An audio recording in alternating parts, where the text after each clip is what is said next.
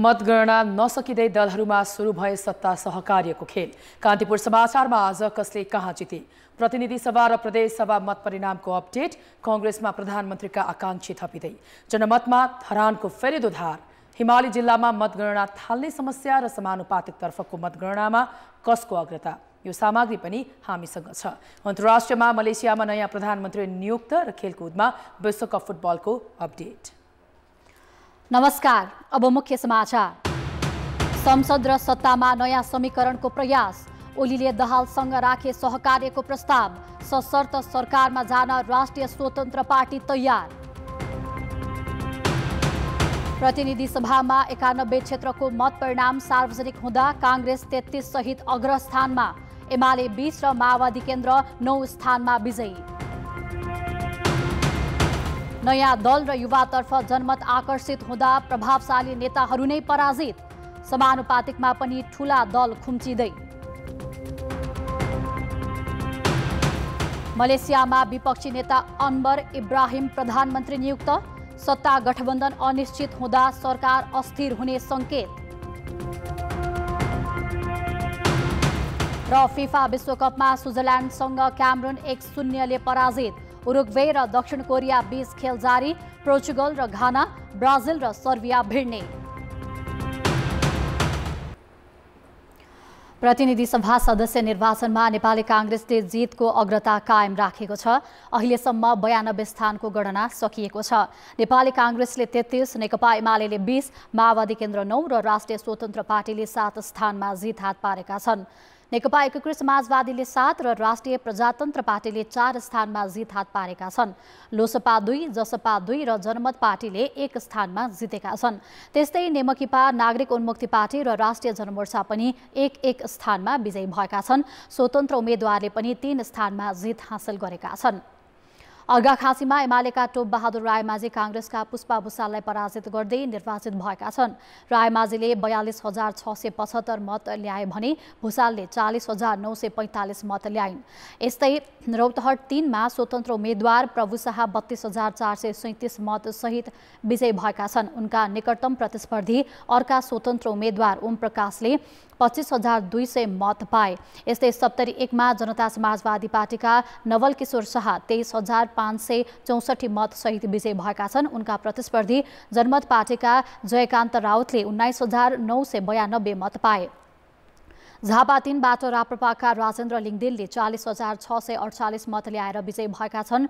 उनका निकटतम प्रतिस्पर्धी नेपाली कांग्रेसका कृष्ण सिटौलाले 37,372 मत ल्याए। यसैगरी चितवन 1 मा राष्ट्रिय स्वतन्त्र पार्टीका हरि ढकालले 34,189 मत ल्याएर विजयी भएका छन्। उनले नेकपा एमालेका उपाध्यक्ष तथा पूर्व अर्थमन्त्री सुरेन्द्र पाण्डेलाई 7,581 मत अन्तरले पछि पारे। पाण्डेले 26,608 मत ल्याए। कांग्रेसका विश्वनाथ पौडेल 24,990 मत सहित तेस्रो स्थानमा रहे। खोटाङबाट माओवादी केन्द्रका रामकुमार राई 31,351 मत प्राप्त गरी निर्वाचित भएका छन्। त्यहाँ एमालेका विशाल भट्टराईले 28,682 मत पाए।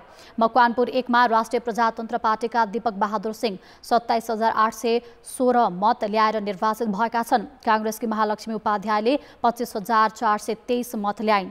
एमालेको चुनाव चिन्ह लिएर उठेका राप्रपा नेपालका अध्यक्ष कमल थापा 25,420 मत सहित तेस्रो स्थानमा रहे। तनहुँ 1 मा कांग्रेसका रामचन्द्र पौडेल 25,318 मत ल्याएर विजयी भएका छन्। त्यस्तै चितवन 2 मा राष्ट्रिय स्वतन्त्र पार्टीका रवि लामिछाने 49,264 मत ल्याएर निर्वाचित भए। उनले राज्य मन्त्री समेत रहेका कांग्रेस उम्मेद्वार उमेश श्रेष्ठलाई 34,281 मत अन्तरले पराजित गरे। श्रेष्ठको मत 14,983 रह्यो। रौतहट 1 बाट नेकपा एकीकृत समाजवादीका माधव कुमार नेपाल 33,522 मत सहित विजयी भएका छन्। त्यस्तै पूर्वी नवलपरासी 1 बाट कांग्रेसका शशाङ्क कोइराला 27,127 मत ल्याएर विजयी भए। गोर्खा 2 बाट माओवादी केन्द्रका अध्यक्ष पुष्पकमल दाहाल 26,103 मत प्राप्त गरी निर्वाचित भएका छन्। यस्तै ललितपुर 3 बाट राष्ट्रिय स्वतन्त्र पार्टीकी तोसीमा कार्की 31,136 मत ल्याएर निर्वाचित भइन्।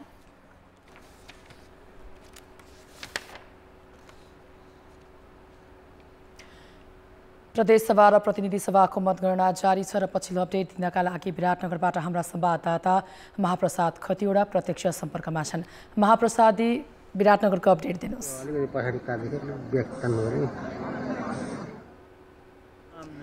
अनिताजी, अहिले विराटनगरमा चाहिँ 6वटा निर्वाचन क्षेत्र हो। त्यसमध्ये मोरङको 5 नम्बर क्षेत्रको चाहिँ मत परिणाम सार्वजनिक भइसकेको छ, जसमा नेकपा 5 नम्बर क्षेत्रमा चाहिँ योगेन्द्र मण्डल स्वतन्त्रले विजय प्राप्त गरिसकेका छन् भने त्यसमा प्रदेशसभातर्फ कमा गयानन्द मण्डल र खमा अमृत कुमार अर्याल दुवैजना नेपाली कांग्रेसले विजय प्राप्त गरिसकेका छन्। त्यसमा मोरङ 1 मा नेकपा एमालेका घनश्याम खतिवड़ाले अग्रता लिएका छन् भने 2 नम्बर क्षेत्रमा नेकपा एमालेकै ऋषिकेश पोखरेलले अग्रता लिएका छन्। त्यसैगरी 3 मा चाहिँ नेपाली कांग्रेसका सुनिल कुमार शर्माले अग्रता लिएका छन् र 4 नम्बर क्षेत्रमा नेकपा एकीकृत माओवादी केन्द्रका अमनलाल मोदीले अग्रता लिएका छन् अनिताजी। त्यसैगरी 6 नम्बर क्षेत्रमा नेपाली कांग्रेसका डाक्टर शेखर कोइरालाले अग्रता लिएका छन् र यसमा अन्य प्रदेशको पनि मतगणना चाहिँ जारी छ, जस्तो कि यसमा 4 को कमा नेकपा एमालेका जयप्रकाश चौधरीले विजय प्राप्त गरिसकेका छन् र 6 को कमा नेकपा माओवादी केन्द्रका जीवन आचार्यले विजय प्राप्त गरिसकेका छन् भने 6 को खमा मतगणना भइरहेको छ। त्यसमा नेपाली कांग्रेसका केदार कार्कीले अग्रता लिएका छन्। त्यसैगरी 4 खमा नेपाली कांग्रेसकै भीम पराजुलीले अग्रता लिएका छन् र क्षेत्र नम्बर 3 को कमा नेपाली कांग्रेसका मानबहादुर लिम्बुले अग्रता लिएका छन् भने 3 को खमा नेकपा एमालेका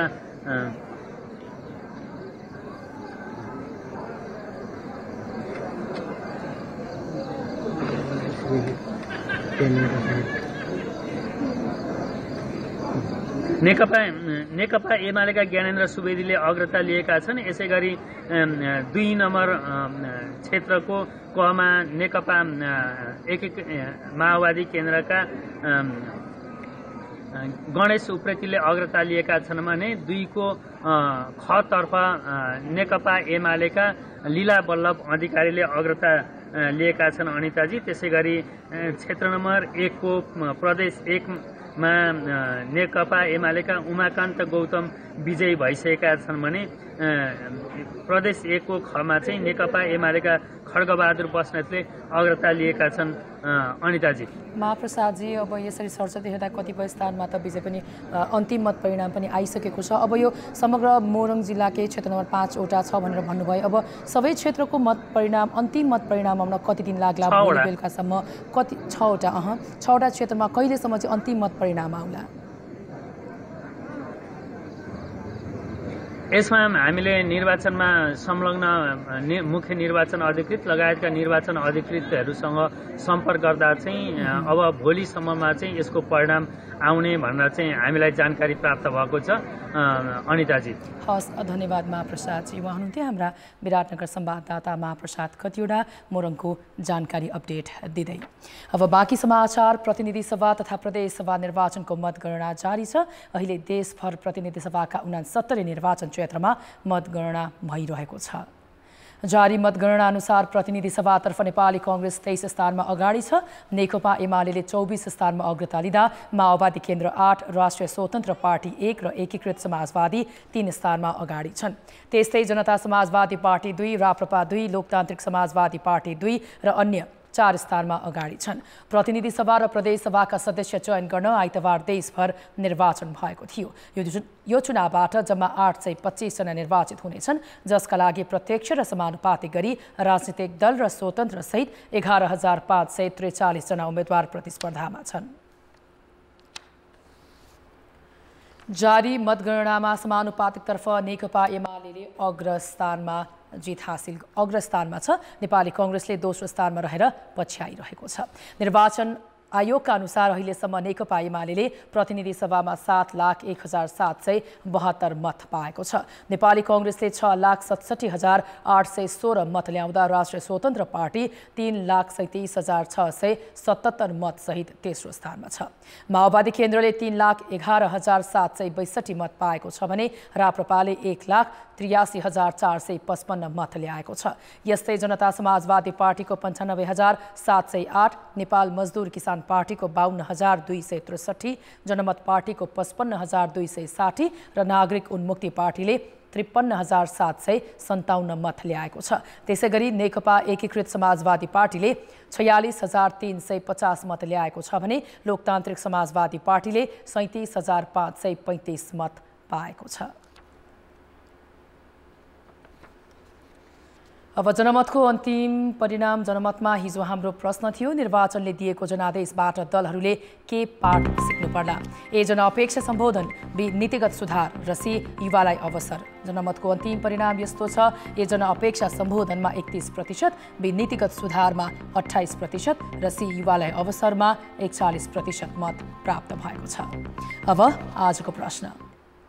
जनमत निर्वाचनको मतगणना छिटो र छरितो सम्पन्न गर्न के गर्नु पर्ला? ए नयाँ प्रविधिको प्रयोग, बी थप जनशक्ति परिचालन र सी दलीय समझदारी। जनमतको अन्तिम परिणाम भोलि बेलुकी 8 बजेको कान्तिपुर समाचारमा प्रसारण गर्नेछौँ। कृपया NEWS न्यूज स्पेस AB वा C टाइप गरी 34001 मा SMS गरी आफ्नो मत व्यक्त गर्नुहोला। निर्वाचन आयोगले देशभरबाट समानुपातिक निर्वाचनमा 3% मत ल्याउने राजनैतिक दललाई सेन्ट लक विधिबाट सिट विभाजन गर्नेछ।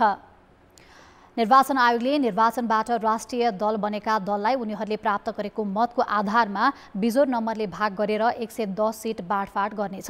3% मत नल्याउने राजनैतिक दलको मत भने खेर जानेछ, तर त्यसको प्रत्यक्ष फाइदा राष्ट्रिय दलको मान्यता पाएका राजनैतिक दलहरूले उठाउनेछन्। सेन्ट लक फर्मुला प्रयोग गरिन्छ। त्यो भनेको दलले पाएको मतलाई बिजोर सङ्ख्याले भाग गर्दै गइन्छ। 110वटा सिट चाहिँ बाँडफाँड गर्नुपर्ने भएको हुनाले 110वटै बिजोरले भाग गरिन्छ। जस्तै यदि ठुलो दलले मानव 35 लाख ल्याएको छ भने 1ले भाग गर्दा 35 लाखै हुन्छ। 3ले भाग गर्दाखेरिमा अब 11.33,000 समथिङ हुनसक्छ। अब यो अथवा 66,000 हुनसक्छ। त्यो मतलाई चाहिँ अब भागफललाई टेबलमा राख्दै गइन्छ र अरू दलको हकमा पनि यही तरिकाले हुन्छ। त्यो मोडी अनि सेन्ट लक फर्मुला प्रयोग गरिसकेपछि अनि सबै भन्दा ठुलो भागफल, दोस्रो ठुलो भागफल, तेस्रो ठुलो भागफल गरेर छान्दै दललाई सिटहरू बाँडफाँड गरिन्छ जबसम्म 110वटा सिटहरू बाँडिन्न। प्रतिनिधि सभा र प्रदेश सभाको प्रत्यक्षतर्फका लागि देशलाई 165 निर्वाचन क्षेत्रमा बाँडेर हरेक क्षेत्रबाट सबैभन्दा धेरै मत ल्याउने उम्मेद्वार निर्वाचित हुने गर्छन्। तर प्रतिनिधि सभा र प्रदेश सभाको समानुपातिक निर्वाचन प्रणालीमा भने पुरै देशलाई नै एउटा निर्वाचन क्षेत्र मानिन्छ, जसमा प्रतिनिधि सभामा 110 जना सदस्य चुनिन्छन् भने प्रदेश सभाको समानुपातिकतर्फ 7 प्रदेशबाट 220 जना चुनिने व्यवस्था छ।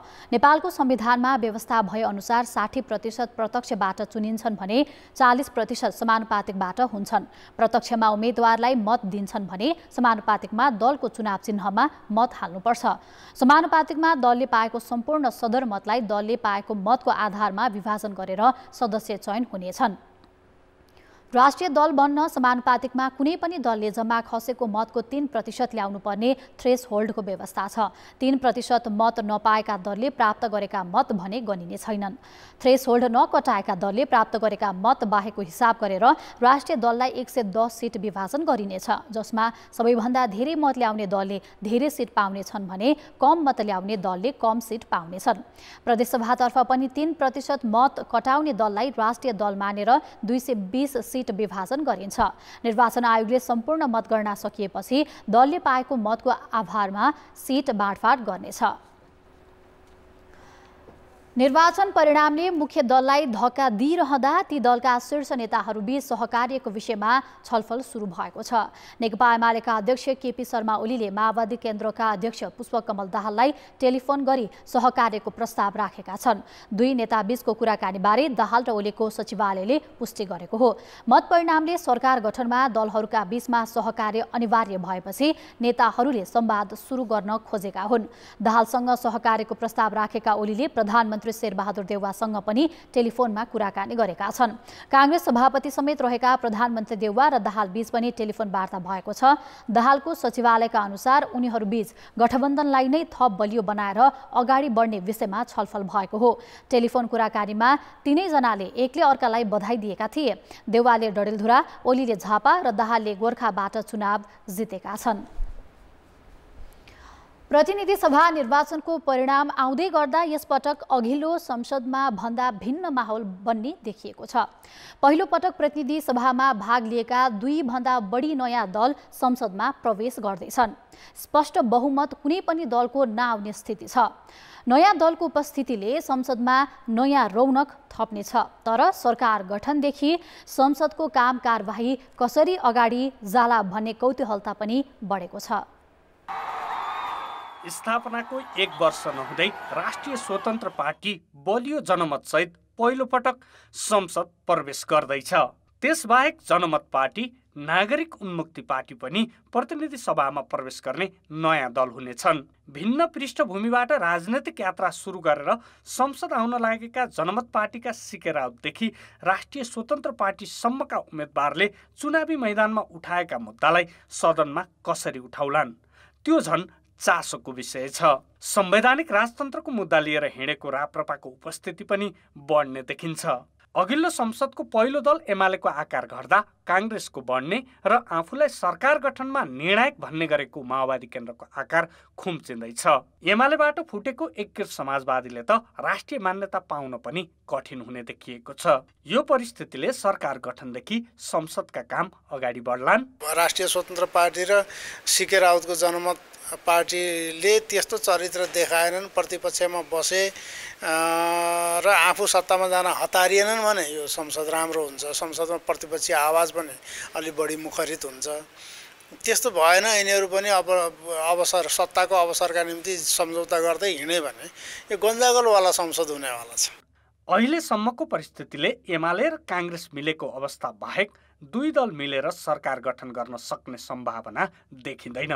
यी 2 दल मिल्न तत्कालका लागि त्यति सजिलो पनि छैन। यसको अर्थ संसद सुरुदेखि नै सरकार गठनको जोड घटाउमा प्रवेश गर्नेछ। सदस्य नै निर्णायक हुने, योभन्दा अगाडि दल निर्णायक हुने परिपाटी थियो। अहिले चाहिँ कता कता सदस्य नै निर्णायक हुने हो कि भन्ने एउटा चाहिँ त्यो सम्भावना देखिन्छ। र अर्को सम्भावना भनेको के हो भन्दा सरकार बनाउने प्रक्रियामा जब दलहरू आउँछन् र राष्ट्रिय दलका रूपमा स्थापित हुँदै गरेका राष्ट्रिय स्वतन्त्र पार्टी र राष्ट्रिय प्रजातन्त्र पार्टीले आफ्नो संस्थागत निर्णय के गर्छन् त, यसमा चाहिँ उहाँहरूको सैद्धान्तिक मत भिन्नताहरू के रहन्छन् ठुला दलसित र त्यसको आधारमा के निर्णय गर्नुहुन्छ भन्ने कुराले पनि सरकार गठनको प्रक्रियालाई चाहिँ प्रभावित पार्ने देखिन्छ। संसद सदस्यको पद कार्यकारी पद हुँदैन, त्यो विधायिका पद हो। त्यहाँ फेरि संसदमा बहुमतको निर्णय हुन्छ, बहुमतको प्रक्रियाद्वारा संसदले निर्णय गर्छ। त्यसमा अब यी दलका नेताहरू जुन अहिले भर्खर प्रवेश गर्दैछन्, अब उनीहरूले संसदीय अभ्यासलाई कति अनुभव गरेको छ, त्यससँग कति भिजेका छन्, त्यसको प्रक्रियाहरूलाई कति बुझेका छन्, त्यस हिसाबले आफ्नो प्रभाव देखाउने छन्। अब जनताले धेरै ठुलो आश गरिदिया छ। कामकै कुरा गर्दा संसदको अघिल्लो कार्यकाल सुखद रहेन। प्रतिनिधि सभा 2 पटकसम्म विघटनको प्रयास भएको थियो। त्यही कारणले संसदले महत्त्वपूर्ण विधेयक पारित गर्न सकेन। बाँकी काम मिलेर छिटो अघि बढाउनु पर्ने बेलामा मत परिणामको अहिले देखिएको अङ्कगणितले संसद झन अलमल र दाउपेजमा पर्ने त होइन भन्ने आशंका उत्पन्न भएको छ। कान्तिपुर समाचारका लागि पोखरा सहकर्मी ऋषिकान्त पौडेल र क्यामेरामा विनोद कोजुका साथ अवतार राई र दीपक आचार्य, काठमाडौँ।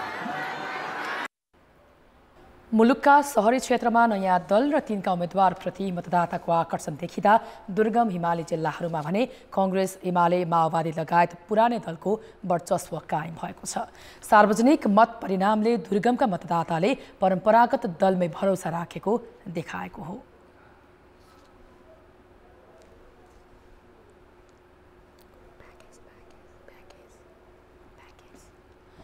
कर्णालीका दुर्गम हिमाली जिल्ला हुम्ला, डोल्पा र मुगुमा मतगणना चलिरहँदा सुदूरपश्चिमको बाजुराको बुढी नन्दामा हिंसात्मक घटनापछि रोकिएको मतदान मङ्सिर 10 गते हुने भएको छ। भौगोलिक विकटताका कारण कर्णालीका डोल्पा, हुम्ला तथा प्रदेश 1 को सङ्खुवासभाको भोट खोला क्षेत्रका मतपेटिका हेलिकप्टरबाट मतगणना स्थलमा ल्याएर गणना भइरहेको छ। पछिल्लो मत परिणाम अनुसार हुम्लामा प्रतिनिधि सभातर्फ माओवादी केन्द्रका उम्मेद्वार छेरिङ डमडुल लामा भोटेले अग्रता लिइरहेका छन्। यस जिल्लाको प्रदेशसभा 1 मा माओवादी केन्द्रका रणसिंह परियारले अग्रता बनाइरहेका छन्। प्रदेशसभा 2 मा भने गणना सुरु भएको छैन। मुगुमा जारी मतगणनामा प्रतिनिधि सभामा नेपाली कांग्रेसका उम्मेद्वार ऐन बहादुर शाही ठकुरी अग्रस्थानमा छन्। मुगुको प्रदेशसभा 1 मा नेकपा एमालेका जित बहादुर मल्ल र 2 मा माओवादी केन्द्रका मङ्गल बहादुर शाहीको अग्रता छ। जम्मा 22,774 मतदाता रहेको देशको सबैभन्दा ठूलो जिल्ला डोल्पामा प्रतिनिधि सभामा एकीकृत समाजवादीका धनबहादुर बुढा अग्रस्थानमा छन्। डोल्पाको प्रदेशसभा 1 मा एमालेका शेरबहादुर बुढा विजयी हुँदा प्रदेशसभा 2 मा एमालेकै धनचन्द्र बैजीले अग्रता लिइरहेका छन्। सोलुखुम्बुमा एमालेका उम्मेद्वार मानवीर राई नेपाली कांग्रेसका बलबहादुर केसीलाई हराउँदै 19,324 मतका साथ विजयी भएका छन्। यो जिल्लाको प्रदेशसभा 1 मा माओवादी केन्द्रका गम्बु शेर्पा र 2 मा एमालेका बुद्धि कुमार राज भण्डारी विजयी भएका छन्। ताप्लेजुङमा प्रतिनिधि सभामा एमालेका योगेश भट्टराई विजयी भएका छन् भने प्रदेशसभा 1 मा एमालेका तेल कुमार मिन्याङबो र 2 मा कांग्रेसका खगेन सिंह हाङगाम विजयी भएका छन्। सोमका सभामा जारी मतगणनामा नेपाली कांग्रेसका दीपक खड्का अग्रस्थानमा छन्। प्रदेशसभा 1 मा माओवादी केन्द्रका राजेन्द्र कार्की र प्रदेशसभा 2 मा एकीकृत समाजवादीकी सरिता थापाको अग्रता छ। गण्डकी प्रदेशका 2 हिमाली जिल्ला मनाङ र मुस्ताङको नतिजा भने सुरुवाती चरणमै आइसकेको छ। यी दुवै जिल्लामा प्रतिनिधि सभामा कांग्रेस उम्मेद्वार विजयी भएका छन्। जुम्लामा राप्रपाका ज्ञान बहादुर शाहीको जित बाहेक अधिकांश हिमाली जिल्लामा कांग्रेस, एमाले, माओवादी र एमालेबाट अलगिएको नेकपा एकीकृत समाजवादीको दबदबा देखिन्छ। ब्रेकपछि पुनः स्वागत छ। मधेस केन्द्रित मुद्दालाई प्राथमिकता दिएर स्थापित 2 दल जनता समाजवादी र लोकतान्त्रिक समाजवादी पार्टीलाई यसपालिको चुनावमा ठूलै धक्का लागेको छ। 3 वर्ष अघि शान्तिपूर्ण राजनीतिमा आएको जनमत पार्टी र थरुहट आन्दोलनको जगमा स्थापित नागरिक उन्मुक्ति पार्टी मधेस केन्द्रित पुराना दलका लागि चुनौती बने। हेभीवेट मानिएकै नेतालाई पराजित गरेपछि त यी नयाँ दल नयाँ शक्तिका रूपमा उदाएका छन्। 5 वर्ष अघि प्रतिनिधि सभा सदस्य निर्वाचित रेशम चौधरी टिकापुर काण्डमा दोषी ठहर भई जेलमा छन्। उनकै योजनामा नागरिक उन्मुक्ति नामक पार्टी दर्ता भयो। पार्टीको नेतृत्व उनकै श्रीमती रञ्जिता श्रेष्ठले गरेकी छन्। पार्टीको संरक्षक रहेका रेशमले जेलबाटै पार्टीलाई निर्देशित गरिरहेका छन्।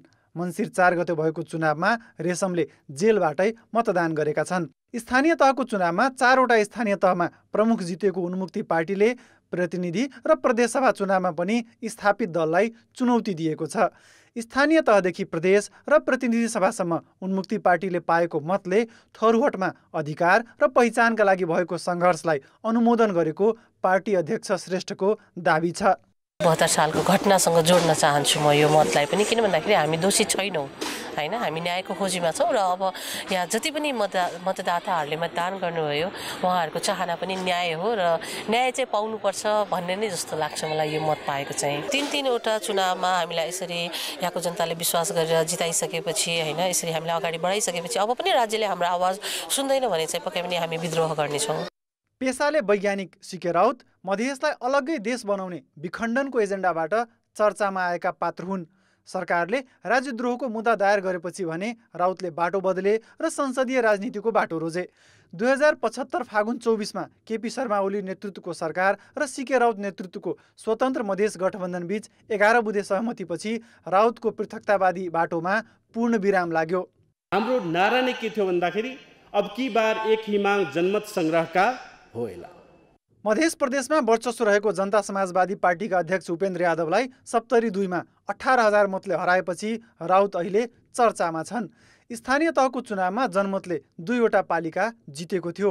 अल्पसङ्ख्यक राजधोब जातिका राउतले शिक्षा र स्वास्थ्यलाई प्राथमिकता दिने घोषणा गरेका छन्। जुन शिक्षा, स्वास्थ्य र रोजगारी र किसानका मागका कुराहरू थिए त्यो कुराहरूलाई चाहिँ हामी प्राथमिकताका साथ सम्बोधन गर्नका लागि अगाडि तुरुन्तै बढ्नेछौँ। पटक पटक सांसद र मन्त्री भएका नेताले जनतालाई गरेको बाचा पूरा नगरेको भन्दै नयाँ राजनीतिक दलले जनताको मत तानेका छन्। वैकल्पिक शक्ति भनेर उदाएका दल र नेताले आफ्ना बाचा कति पूरा गर्नेछन् त्यो भावी समयले नै बताउनेछ। सप्तरीबाट आर्यन विश्वास र कैलालीबाट टेकराज जोशीका साथ जितेन्द्र झा, काठमाडौँ। जनमत नयाँ र युवातर्फ आकर्षित हुँदा यो निर्वाचनमा परम्परागत शक्तिका रूपमा रहेका मुख्य दलका केही प्रभावशाली नेताहरूले चुनाव हारेका छन्। काङ्ग्रेस र एमाले, माओवादी केन्द्र तथा जसपा र लोसपा लगायत दलका अध्यक्ष, उपाध्यक्ष र महासचिव सहित पूर्व सभामुख, उपसभामुखसम्मले हार बेहोरे, कतिपय हारको नजिक छन्।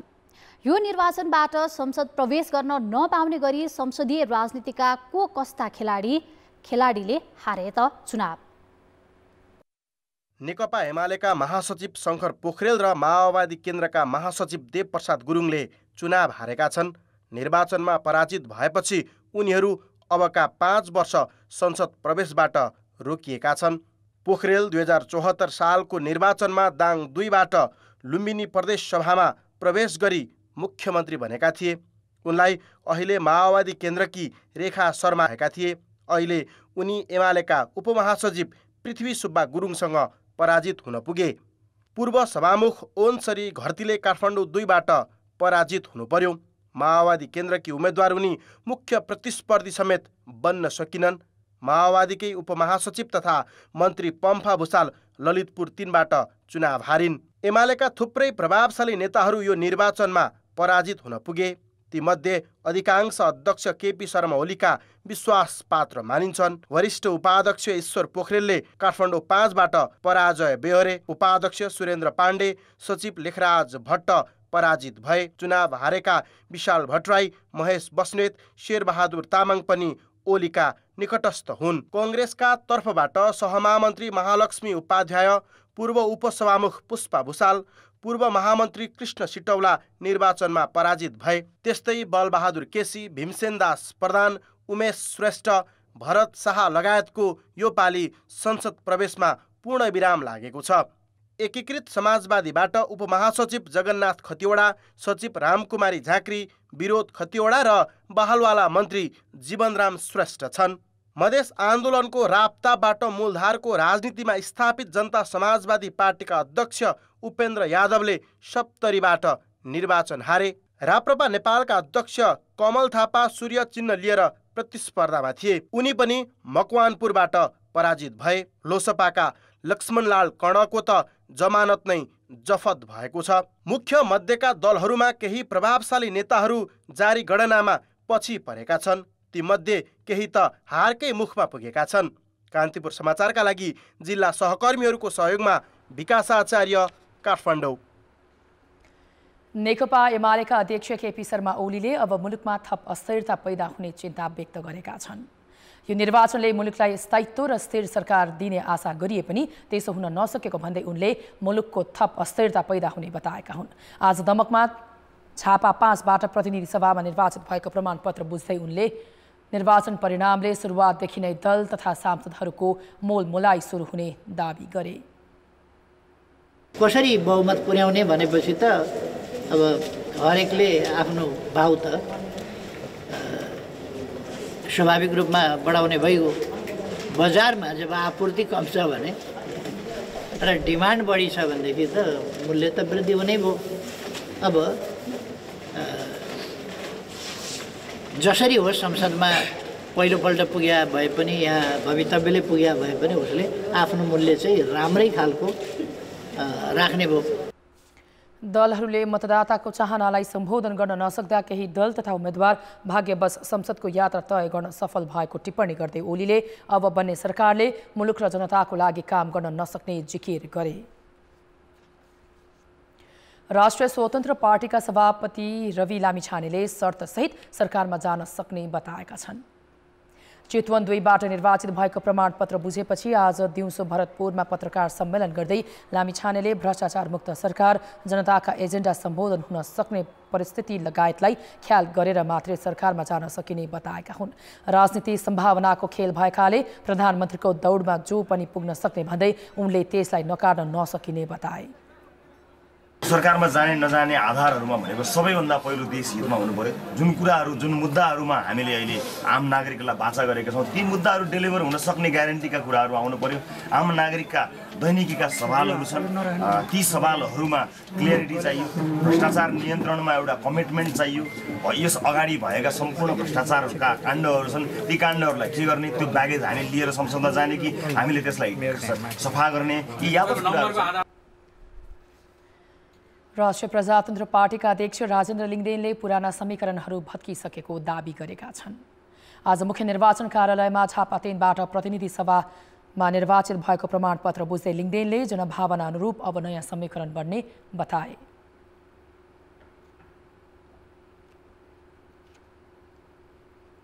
मलाई लाग्छ कि अब यो विगतको समीकरणहरू सबै भत्किने छन्।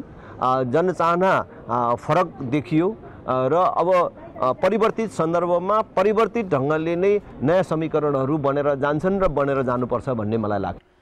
पूर्वी नवलपरासी 1 मा नेपाली कांग्रेसका उम्मेद्वार डाक्टर शशाङ्क कोइराला 27,067 मतसहित विजयी भएका छन्। नेकपा एमालेका कृष्ण पौडेललाई 2020 मतको अन्तरले पराजित गर्दै कोइराला विजयी भएका हुन्। विजयी घोषणा भएपछि सञ्चारकर्मीलाई प्रतिक्रिया दिँदै उनले पार्टी संसदीय दलको नेतामा उम्मेदवारी दिएर प्रधानमन्त्रीमा दाबी गर्ने बताए। अहिलेको यात्रा त धेरै मान्छेहरू प्रधानमन्त्री बन्नेका लायक पनि छन्। अब शेरबहादुर आफै लड्नुहुन्छ होला, गगन थापा छन्, म पनि छु त्यसमा। तपाईँ प्रधानमन्त्री संसद दलको नेताको चुनाव लड्दै हुनुहुन्छ? लड्छु। रहन्छ। 2048 सालमा मनमोहन अधिकारीले चुनाव जितेपछि धरान 2074 सालसम्म वामपन्थीको गढका रूपमा रह्यो। एमालेका नगर प्रमुख तारा सुब्बाको निधनपछि मध्यावधि चुनावमा वामपन्थीको गढ भत्काउँदै नेपाली कांग्रेसका तिलक राईलाई जिताएर धरान दायाँतिर मोडियो। गत वैशाखको स्थानीय चुनावमा त धरानले परिवर्तनको नयाँ सङ्केत मात्र दिएन, सारा मिडियालाई चकित बनाएर हर्क साम्पाङलाई जितायो। यसपालि प्रतिनिधि र प्रदेश सभामा के गर्दैछ धरान? सुनसरीबाट सहकर्मी अर्जुन सुवेदीले पठाएको यो सामग्री। एक पल्टन धरान लेफ्ट मात्र गर्दो छ, अर्को पल्टन धरान राइट गर्दै सर्दो छ, अर्को ब्रिगेड धरान अटेन्सनको मुद्रामा जडवट उभि न अघि बढ्दो छ न पछि सर्दो छ। कवि भूपी शेरचन्दले भने जस्तै सांस्कृतिक सहर धरानको राजनीति कहिले बायाँ कहिले दायाँ गरिरहेको छ। 2079 वैशाखको स्थानीय चुनावमा धरान न लेफ्ट न राइट बिचमा उभियो। धराने जनताले उपमहानगरपालिकाको मेयरमा कांग्रेस र कम्युनिस्टलाई चकित बनाउँदै स्वतन्त्र उम्मेदवार हर्क साम्पाङलाई जिताए। राजनीतिमा लेफ्ट राइट गरिरहेको धरानले मङ्सिर 4 को निर्वाचनबाट कसलाई रोज्ला? बाकसमा खसेको मतगणना भइसकेको छैन, तर गणनाको सुरुवाती चरणमै धरानले रोचक नतिजा दिने सङ्केत देखिएको छ। 2074 सालको चुनावमा एमाले जितेको यस क्षेत्रबाट अहिले अप्रत्याशित रूपमा घण्टी चिन्हले अग्रता लिएको छ। के अब धरानले लेफ्ट राइट गर्न छाडेको हो? अब जनताहरू पुराना परम्परागत राजनैतिक दलहरू भन्दा अब चाहिँ नि नयाँ एक्सन ओरिएन्टेड र चाहिँ जनताहरूले चाहेको खालको विकास निर्माणमा चाहिँ दत्तचित्त भएर लाग्ने राष्ट्र, राष्ट्रियता, राष्ट्रिय एकता, सार्वभौम सत्ता यस्तो खालको चिज चाहिँ जोगाएर लैजाने खालको सोच अब आम नेपाली जनताहरूले चाहेको जस्तो अभिव्यक्ति यो धरानले पनि दिन्छ। सुनसरी 1 अन्तर्गत पर्ने यो क्षेत्रमा एमाले जसपा गठबन्धनका तर्फबाट जसपाका नेता अशोक राई उठेका छन्। सत्ता गठबन्धनका तर्फबाट माओवादी नेता मुक्साहाङ सुब्बा चुनावी मैदानमा छन् भने एमालेबाट बागी उम्मेदवारका रूपमा पूर्व मेयर मनोज म्याङ्गो पनि चुनावी मैदानमा छन्। पुराना पार्टीका 3 उम्मेदवार बीच प्रतिस्पर्धा हुने अनुमान गरिएको धरानमा सुरुमै राप्रपाका अशोक कुमार राईले अग्रता लिए, तर अहिले घण्टी चिन्हबाट उठेकी राष्ट्रिय स्वतन्त्र पार्टीकी गोमा तामाङले अग्रता लिएकी छिन्। एमाले जसपा गठबन्धनका अशोक राई घण्टीलाई पछ्याउँदै दोस्रो स्थानमा छन्। सत्ता गठबन्धनका उम्मेदवार सुब्बा तेस्रो स्थानमा छन् भने एमालेका बागी म्याङ्गो चौथो स्थानमा छन्। सुरुमा अग्रता लिने राप्रपाका उम्मेदवार 5औं स्थानमा झरेका छन्। कान्तिपुर समाचारका लागि अर्जुन सुवेदी, धरान, सुनसरी। अब जनताको आवाज हामीले आज 7 प्रदेशमा सोधेका छौं। प्रारम्भिक मत परिणामलाई तपाईले कसरी हेर्नु भएको छ? जनताको आवाज। यो चाहिँ पुराना दलहरूप्रतिको असन्तुष्टिले गर्दा भोट चाहिँ ट्रान्सफर भएको चाहिँ मलाई चाहिँ लाग्छ। उहाँहरूको इच्छा त हामीले पुरा गरिदिए जनताहरूले। अब जनताहरूको पनि दुःख हो या सुख हो, उहाँहरूको इच्छा पनि पुरा गरिदिनु पर्यो। फरक शासन प्रणालीमा चाहिँ जान सक्ने सम्भावना देखिन्छ। पुरानो पार्टीहरूसँग अलिकति जनताको चाहिँ वितृष्णा बढेको हो कि त्यति साह्रो तपाईँको यो सङ्घ र प्रदेशको निर्वाचनमा मतदाताहरू त्यति उत्साहित भएको देखिएन। विदेशीका युवाहरूलाई यही केही गर्छौँ है भन्ने पनि कुरा गरेको हुँदाखेरिमा अहिले युवा पुस्ताले युवा जो नेता खोजे जस्तो लाग्छ। कसैको चाहिने भलो होस् भनेर उनीहरूले सोच्दैन। पैसाबाट खर्च गरेर जितेको छ, आफ्नो पैसा निकाल्ने तरिकामा लागिरहन्छ। युवाको पालो आउनुपर्छ भनेर सबै युवाहरू चाहिँ अलि सचेत भएर अगाडि बढेको जस्तो लाग्छ। युवा नै देशको लागि आवश्यक हो भन्ने सबैको र मेरो पनि ठमेरहेको। पुरानो पुस्तालाई चाहिँ एउटा गाइडको रूपमा राखेर नयाँ पुस्तालाई हस्तान्तरण गर्न पर्ने खालको नतिजा परिणाम देखाएको छ। नयाँ नेतृत्व अलिकति फरक खालको परिवर्तन चाहेका हुन् कि भन्ने कुरा देखिन्छ। सबै हेर्दाखेरि मेन स्ट्रिमका पोलिटिकल पार्टीप्रतिको एक खालको वितृष्णा पनि यो निर्वाचनमा प्रकट भएको पाइन्छ। जुन पार्टीले जिते पनि होइन, हामीलाई त केही गर्ने कुरो पनि भएन। राजनैतिक दलहरूप्रति उनीहरूको चाहिँ वितृष्णा पैदा भएको कि भन्ने जस्तो चाहिँ अनुभव चाहिँ धेरैलाई भइसकेको छ। दलहरूलाई मत दिएर पनि आखिर के हुन्छ र भन्ने चाहिँ वितृष्णा चाहिँ युवाहरूमा जागेको छ। नयाँ पङ्क्तिबाट युवाहरूको अगाडि बढिरहेको छ। रचनात्मक हिसाबले चाहिँ अब काम गर्नुपर्छ भन्ने मान्यताका साथ योजना चाहिँ बनाउनुपर्छ भनेर युवाको जाँगर चाहिँ अलिकति बढेको र उत्साह बढेको पाएको छु। प्रतिनिधि अहिले जुन चुनेर आएका छन् त्यो इमान्दारितापूर्वक आफ्नो काम गर्छन् कि गर्दैन त्यसमा पनि अलि शङ्का आएको छ। नेपाली जनताहरूले दल सुध्रिनुपर्छ है भन्ने एउटा भावनाको चाहिँ उनीहरूले चाहिँ एउटा चिङ्गारी दिएको छ। उदयमान युवाहरू आएको कारणले गर्दा पछिल्लो मत परिणाम मलाई असाध्यै राम्रो लागेको छ। अझै सुध्रेर अलिकति प्री प्लान सहित अगाडि बढ्नुपर्छ भन्ने हामीले बुझ्यौँ। एउटा अनविश्वासले छाएको थियो, नेताहरूले पटक पटक झुट्टो बोलेको थियो। आजसम्म भइराखेको जो थियो त्यसमा केही परिवर्तन आएको छ। अब केही विकासहरू हुन्छ कि नयाँ खोजी गर्दै छन्, नयाँ मान्छेहरू खोजी भएकाले नयाँ दलहरू पनि खोजी भएको छ। नराम्रो गरे हुनाले पो यो यस्तो भयो त। अब यिनले केही कुरा सोचेर काम गर्नु पर्यो।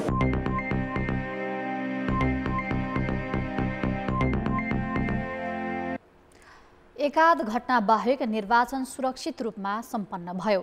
मतगणना अन्तिम चरणमा पुग्दै गर्दा सुरक्षाको पहिलो घेरामा बसेर चुनाव सफल बनाउन खटिएका 1,15,000 म्यादी प्रहरी आफ्नो जिम्मेवारी पूरा गरी शुक्रबारबाट बिदा भएका छन्।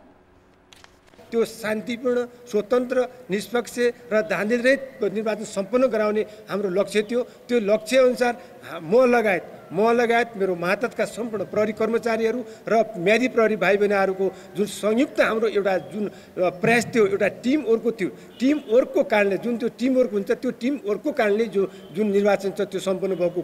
40 दिनको राष्ट्रसेवकको अनुभव लिएर म्यादी प्रहरी आजबाट बिदा भएका छन्। निर्वाचन सुरक्षाका लागि भर्ना गरिएका 1,15,000 म्यादी प्रहरी आजबाट आफ्नो अनुभव लिएर घर फर्किन लागेका हुन्। उच्च अधिकृतको अन्तिम विदाई सन्देश सुनेपछि सबै प्रमाणपत्र लिने तर्खरमा छन्। निर्वाचन सुरक्षा जस्तो संवेदनशील जिम्मेवारी पूरा गरेपछि उनीहरू बिदा भएका हुन्। 40 दिन म्यादी प्रहरीमा सेवा गरेकी जाजरकोटकी तारा शाही विदाईका अवसरमा निकै खुसी देखिन्। जाजरकोटबाट कामकै लागि काठमाडौँ आएकी उनका लागि म्यादीको अनुभव जीवनकै अविस्मरणीय रह्यो। विदेश कुमार चौधरी, सबै साथीभाइहरू चिनियो, आफ्नो ठुलो गुरुवर्गहरू चिनियो होइन, आफूभन्दा सिनियर मान्छेहरूलाई चिनियो, त्यहाँहरूलाई सम्मान गर्न पायो, यहाँभित्रको डिसिप्लिन हरेक कुराहरू सिकियो। एकदमै खुसी छु। यो क्षणलाई म सधैँभरि आफूमा राख्नेछु। यो मोमेन्ट मेरो लागि सधैँ स्मरणीय हुनेछ। मकवानपुरकी सुमित्रा घलानले मेकअप आर्टिस्टको सिप सिके पनि प्रहरीको जागिर खाने रहर म्यादीबाटै पूरा गरिन्। 40 दिनमा उनले सबैभन्दा धेरै अनुशासन लिएर फर्किँदैछन्। निर्वाचन गराउँदा राष्ट्रसेवकको अनुभवले निकै महत्त्व राख्ने उनको विश्वास छ। सर्लाहीका राजेश महत्त्वको पनि हातमा प्रमाणपत्र लिँदा निकै उत्साहित थिए। म्यादी प्रहरी बनेर काठमाडौँको निर्वाचन सुरक्षित बनाउने भूमिका उनले पनि इमान्दार भएर पूरा गरे। प्रतिनिधि तथा प्रदेश सभा सदस्यको निर्वाचन होइन सफलतापूर्वक सम्पन्न पार्नको लागि आएको। अनि यो नेपाल प्रहरीसँग मिलेर सहकार्य गरेर काम गर्दा कस्तो हुन्छ भनेर न्यू एक्सपिरियन्स बटुल्नको लागि म्यादीमा आएर काम गर्दा एकदम राम्रो लागेको छ। गुरुबाहरूले पढेर खेलाएर अनि सरहरूबाट मैले क्लास लिएर बुथमा खटेर अनि सफलतापूर्वक निर्वाचन गराएर आएको एकदम राम्रो अनि प्राउड फिल भइरहेछ। विदाईको अवसरमा तालिम दिने अधिकृतले म्यादी बनेकाहरूलाई समाजमा गएर सेवा गर्न आग्रह गरे। प्रहरीको बदनाम हुने काम नगर्न सुझाव दिँदै काठमाडौँ प्रहरीको क्लबमा बिदाई गरेको क्षण छोटै भए पनि सेवा र आत्मीयसँग नजिक देखियो।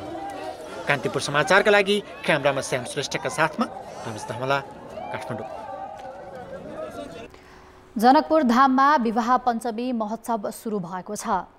त्रेतायुगमा भगवान राम र सीता बीच विवाह भएको स्मरणमा प्रत्येक वर्ष सप्ताहव्यापी रूपमा विवाह पञ्चमी महोत्सव मनाइन्छ। महोत्सवको पहिलो दिन नगर दर्शन गरिएको छ, दोस्रो दिन फुलबारी लीला, तेस्रो दिन धनुष यज्ञ, चौथो दिन तिलोत्सव, पाँचौं दिन मटकोर, छैठौं दिन राम सीता स्वयंवर तथा विवाह महोत्सव आयोजना गरिनेछ। महोत्सवको अन्तिम दिन मङ्सिर 13 गते राम कलेवा गरी जन्ती विदाई गरेपछि महोत्सव समापन हुनेछ। यसपटक विवाह पञ्चमी महोत्सवमा भारतको उत्तराखण्ड राज्यका पर्यटन मन्त्री एवं आध्यात्मिक गुरु सतपालजी महाराज सहभागी हुने कार्यक्रम रहेको छ। नेपाल सिमेन्ट उत्पादक संघले कार्बन उत्सर्जन कम गर्ने LC3 नामको सिमेन्ट उत्पादनका लागि सरकारसँग माग गरेको छ। आज काठमाडौँमा आयोजित कार्यक्रममा व्यवसायीहरूले संसारका विभिन्न देशमा प्रयोगमा ल्याइएको LC3 सिमेन्ट उत्पादनमा सहजीकरण गर्न माग गरेका हुन्। अन्य सिमेन्टभन्दा उत्पादन लागत कम र वातावरण मैत्री भएकोले उत्पादनका लागि अनुमति मागेको उनीहरूको भनाइ छ। हामीले सबैले जनताले सस्तो सिमेन्ट पनि पाइन्छ। हाम्रो चाहिँ नि जुन चुनढुङ्गाको स्रोतको सीमितता छ त्यो पनि हामीले कम युज गरे पुग्छ। हामीले माटो युज गर्छौँ, त्यसमा माटोलाई पकाएर र यसले चाहिँ नि जुन कार्बन इमिसन छ त्यसलाई पनि कम गर्छ र वातावरण बचाउँछ। गुणस्तर नेपाल सरकारले गुणस्तर यसको डेभलप गरेर गुणस्तर बनायो भने हामी यो सिमेन्ट बनाउन सक्ने स्थितिमा पुग्छौँ। नयाँ प्रविधि अवलम्बन गर्ने सकिए चुन ढुङ्गामाथिको निर्भरता कम हुने व्यवसायीहरूले बताएका छन्। नेपालमा हाल निजी क्षेत्रका 65 उद्योग सञ्चालनमा छन्। खेलकुद समाचार। कान्तिपुर खेलकुद समाचारमा स्वागत छ। विश्वकप समूहको पहिलो खेलमा उरुग्वे र दक्षिण कोरियाले गोलरहित बराबरी खेलेका छन्। कतारको दोहा स्थित एडुकेसन सिटी रङ्गशालामा भएको खेलको पहिलो हाफमा कोरियाले पूर्व च्याम्पियन उरुग्वेमाथि दबाव बनाएको थियो।